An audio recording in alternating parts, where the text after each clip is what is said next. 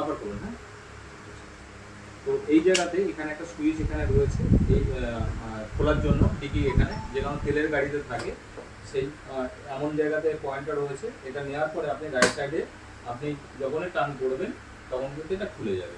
ঠিক আছে, তো অন্য তেলের গাড়িতেও থাকে, অ্যাক্টিভা গাড়িতে এরকম থাকে, এই সাইডে এরকম ইয়ে থাকে, কি পজিশন থাকে, এখান থেকে রাইট টার্ন করলে আপনার খুলে যাবে। আচ্ছা, এবার আমি এটাকে অন করে দেখাই। এটাকে অন করলাম, অন করতে ডিসপ্লেটা আপনি দেখুন, ডিসপ্লে দেখাচ্ছে এখানে 60 ভোল্ট, আমাদের 5টা ব্যাটারিতে 12 ভোল্ট করে 60 ভোল্টের গাড়ি, তো 60 ভোল্ট এখানে দেখালো। 60 ভোল্ট দেখানোর সঙ্গে সঙ্গে এখানে জিরো দেখাচ্ছে, মানে গাড়িটা চলেইনি। কেন চলেনি দেখাচ্ছে? গাড়িটা কিন্তু চলেছে 10 কিলোমিটার, যেহেতু আমরা ব্যাটারিটা অল্টারনেট করেছি সেহেতু ও দেখালো এখানে জিরো জিরো। খেয়াল করেছেন ওটা? খেয়াল করেনি তো? একবার দেখে নিন এখানে, আবার দিচ্ছি। হ্যাঁ, এখানে দেখুন আমরা 60 ভোল্টের গাড়ি, এবার অ্যাকচুয়াল যে কিলোমিটার সেই অ্যাকচুয়াল কিলোমিটার কিন্তু এখানে থাকে, 10 কিলোমিটার হওয়ার কথা ছিল, ব্যাটারিটা খোলার জন্য কিন্তু এখানে জিরো জিরো শো করছে। তো অ্যাকচুয়াল কিলোমিটার ওখানে হবে, আর এখানে হবে রানিং কিলোমিটার, যেটা জিরো জিরো রয়েছে রানিং কিলোমিটার। বুঝতে পেরেছেন? রানিং যতবার আপনি গাড়িটা অন অফ করবেন, যে অন অফের পরে কিন্তু আপনার রানিং কিলোমিটারটা শো করবে আর অ্যাকচুয়াল কিলোমিটার শো করবে তার আগে। বুঝে গেছে? আচ্ছা, এখানে পিটা রয়েছে, পি যতক্ষণ থাকবে, পি থাকলে আপনি কিন্তু এক্সেলারটা দিচ্ছেন কিন্তু গাড়ি মুভ করবে না, চাকা ঘুরবে না। এই ডান দিকের ব্রেক কিংবা বাঁ দিকের ব্রেকে সেন্সার লাগানো আছে, যে কোনো ব্রেক আপনি যখনই অপারেট করবেন তখন কিন্তু পিটা সরে গিয়ে রেডি হয়ে গেল। আমি এই বাঁ দিকের ব্রেক মানে ড্রাম ব্রেক পিছনের ব্রেকটা আমি অপারেট করেছি, তো এখানে পিটা সরে গিয়ে রেডি হয়ে গেল। এবার যখন আমি এক্সেলেটার, এটা ইলেকট্রিক স্কুটিতে টোটাল বলা হয়, এই টোটাল যখন আমি দেব তখন কিন্তু গাড়িটা চলবে। দেখুন গাড়িটা চলছে, দেখুন গাড়িটা চলছে না?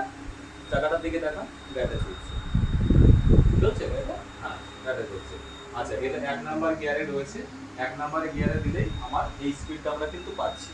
এবার গিয়ার চেঞ্জ করলে আপনার কিন্তু স্পিডটা আসবে, আমি দেখাচ্ছি না, তো চেঞ্জ করলে আসবে।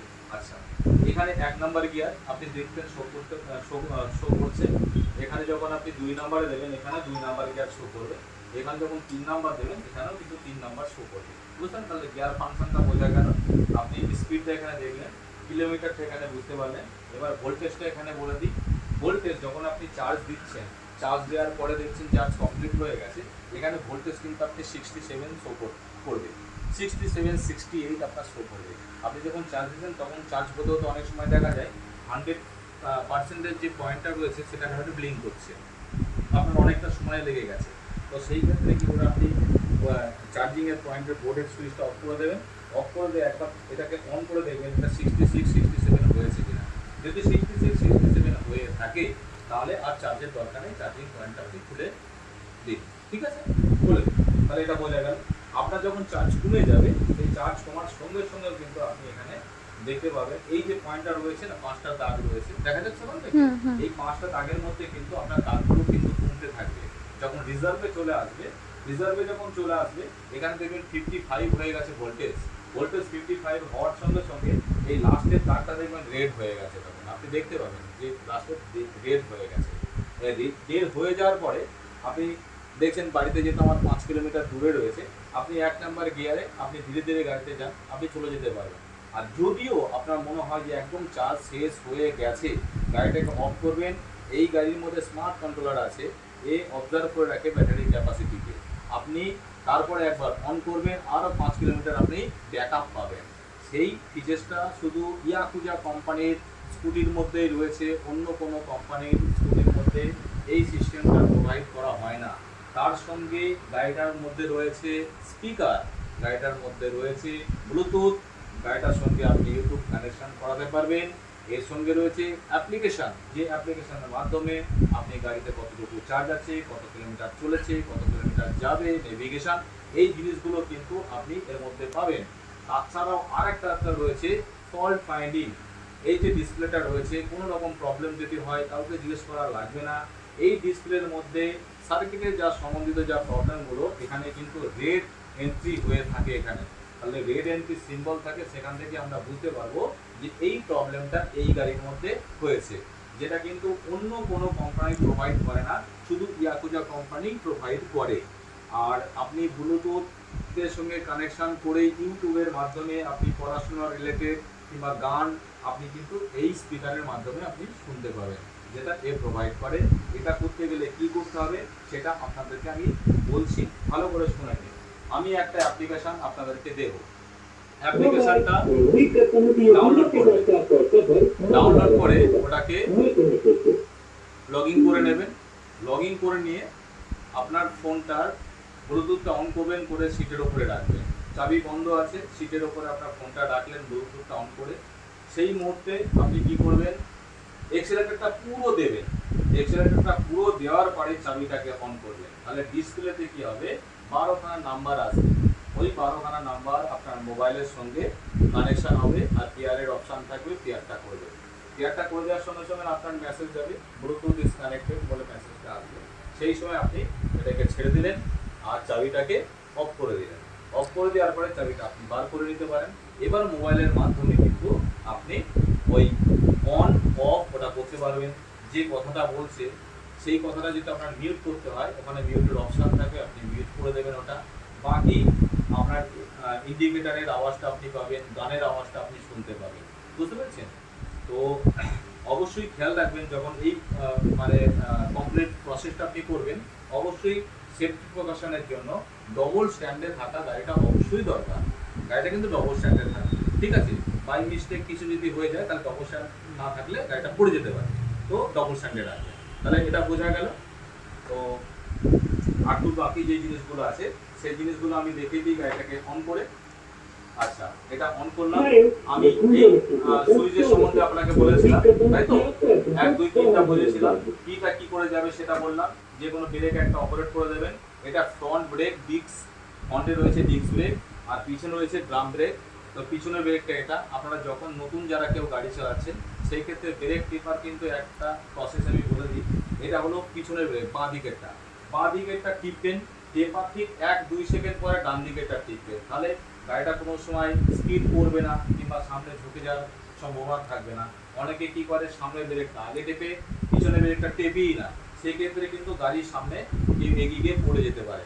এই সাবধানতাটা বজায় রাখার জন্য এটা করতে হবে।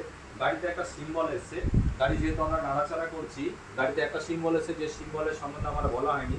এখানে দেখা যাচ্ছে একটা গাড়ি এবং নিচে দেখা যাচ্ছে ঝিকঝাক রোড। মানে গাড়ি যখনই আপনার অপারেট করতে করতে কোনো রকম জায়গায় আপনি দাঁড়িয়ে যাবেন, গাড়ি সেন্স করবে হয়তো সামনে ঝিকঝাক রোড এসছে। ঝিকঝাক আসতে বলতে বোঝাচ্ছে কি, যেরকম হাইওয়ে এরিয়াতে, যেরকম লে লাদাখ এরিয়া কিংবা ত্রিপুরা মণিপুর কিংবা আমাদের শিলিগুড়ির দিকে কি হয়, পাহাড়ি এরিয়া থাকে। সেই পাহাড়ি এরিয়াতে যাতে গাড়ি হুড় করে নিচের দিকে নেমে না যায়, তার জন্য কিন্তু এই সিম্বলটা অ্যালার্ট হয়ে গেছে। এই কিন্তু আর হু করে নেমে যাবে না, এর একটা সিম্পল একটা ছোট্ট গতি আছে, ওই গতিতেও ধীরে ধীরে যাবে। আর সেখানে যদি কোনো ড্রাইভার যদি না থাকে, গাড়ি কিন্তু সেন্স করে নেবে, ও কিন্তু যাবে না, ওই জায়গাতে দাঁড়িয়ে যাবে গাড়ি। ঠিক আছে? একে যখন আমি সিগন্যাল দেবো তখনই কিন্তু এই সিম্বলটা সরবে। দেখুন আমি ব্রেকটা অপারেট করবো আর সিম্বলটা চলে গেল, ওকে সিগন্যাল পেয়ে গেল, ও সাইডে গেল। এই সুবিধা শুধু ইয়াকুজা কোম্পানি দেয়, অন্য কোম্পানি কিন্তু প্রোভাইড করে না। ঠিক আছে? আচ্ছা, এটা বলা হলো। এইবার আপনাকে হেডলাইটের দুটো মোড আছে।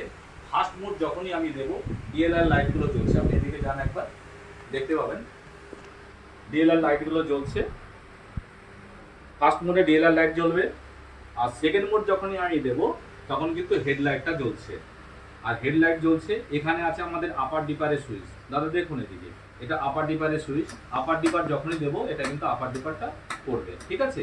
এখানে তার নিচে হলো ইন্ডিকেটারের সুইচ। আমি ইন্ডিকেটার লেফট সাইডে দিয়েছি, তো লেফট সাইডটা জ্বলছে। রাইট সাইডটা দিচ্ছি, তো রাইট সাইড জ্বলছে এবং পিছনেও জ্বলছে, পিছনেও জ্বলছে। আবার মধ্যেখানে যখন আমি পুশ করব তখন ইন্ডিকেটার বন্ধ হয়ে যাবে। তার নিচেই রয়েছে হরেনের সুইচ, হরেনটা আমি দেবো তো হরেনটা বাজবে। তাহলে এই তিনটে সুইচের সম্বন্ধে আপনি বুঝে গেলেন।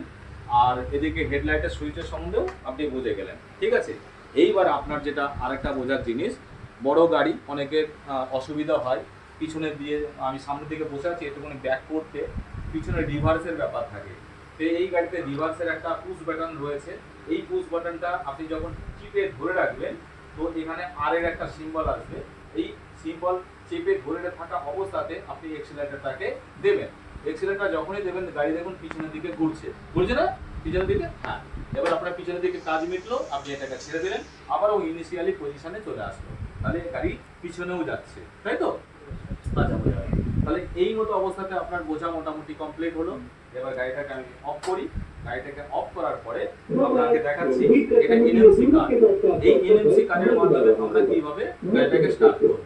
তাহলে চাবির কাজ যখন আমার করলাম, চাবির কাজ দিয়ে অন করেছি, চাবির কাজ দিয়ে অফ করলাম, চাবি দিয়ে অফ করলাম। এবার এনএমসি দিয়ে অন করব, এনএমসি দিয়েই বন্ধ করব। যখন মোবাইল দিয়ে অন করব তখন মোবাইল দিয়েই বন্ধ করব। তিনটে জিনিসটাকে আমরা জগাখিচুড়ি করে ফেলবো না, করে ফেললে গাড়িটা হ্যাং হয়ে যাবে, ঠিক আছে, অটোমেটিক লক হয়ে যাবে। এনএমসি কার্ড দিয়ে আমি কাজটা করলে গাড়ি কিন্তু অন হয়ে যাবে, ঠিক আছে। আবার এটা দিয়ে যদি আমি চালাতে চাই তাহলে চাবি রাখবো পকেটে, পকেট থেকে গাড়ি চলতে থাকবে, ঠিক আছে। আর দরকার পড়বে না, শুধু ডিকি খোলা ছাড়া বাকি সব এনএমসি কার্ড দিয়ে সম্ভব হতে পারে, ঠিক। তাহলে আমি এটা দিয়ে বন্ধ করে দিলাম, হয়ে গেল। মোবাইলটা যদি বন্ধ করতে চান তাহলে মোবাইলটাও বন্ধ করতে পারবেন। সমস্ত মোটামুটি দেখে নিলেন, বুঝে নিলেন, ঠিক আছে। আর চাকার প্রেসার, এয়ার প্রেসার আমি এখন আপনাকে চাকা হাওয়া দিয়ে রেখে দিয়েছি কত, পিছনে রেখেছি 35 আর সামনে রেখেছি 32। পিছনে 35, সামনে 32-এ সবসময়ের জন্য রাখার চেষ্টা করবেন, তাহলে এয়ারটা মেনটেন থাকবে, ঠিক আছে। হ্যান্ডেল লক করে যদি কোনো সময় আপনি গাড়িটা না রেখে থাকেন, ভয় পাওয়ার কোনো দরকার নেই। এই অবস্থায় রয়েছে, আমাদের হ্যান্ডেল লক নেই। কেউ যদি মনে করে গাড়িটাকে আমরা নিয়ে চলে যাব, গাড়িটা নিয়ে যেতে পারবে না। এর সিকিউরিটি অ্যালার্ম আছে, ওই অ্যালার্ম অটোমেটিক বেজে উঠবে, যেটা আমি শুরুতেই দেখিয়েছি। ওই সিকিউরিটি কেউ যদি মনে করে নিয়ে যাব, গাড়িটা নিয়ে যেতে পারবে না, সিকিউরিটি অ্যালার্মে কিন্তু বন্ধ হয়ে যাবে। তাহলে বোঝা গেল। তবু আমাদের সেফটির জন্য কি হয়, আমরা কোনো সময় হ্যান্ডেলটা লক করি। তো হ্যান্ডেল লক করতে গিয়ে আপনাকে কি করতে হবে, হ্যান্ডেলটাকে বাঁ দিকে ঘোরাবেন। ঘোরানোর পরে এই চাবিটা আপনি ভিতরে ঢোকালেন, এই চাবিটা পুশ হয়, দেখেছেন, এভাবে পুশ করবেন। পুশ করার পরে বাঁ দিকে মোড়াবেন, বাঁ দিকে মোড়ালেই দেখবেন আপনার হ্যান্ডেলটা লক হয়ে গেল, ঠিক আছে। আচ্ছা, হ্যান্ডেল লক হয়ে গেছে, হ্যাঁ, ঠিক আছে। এতটুকু পর্যন্ত থাকো, ঠিক আছে, ওকে।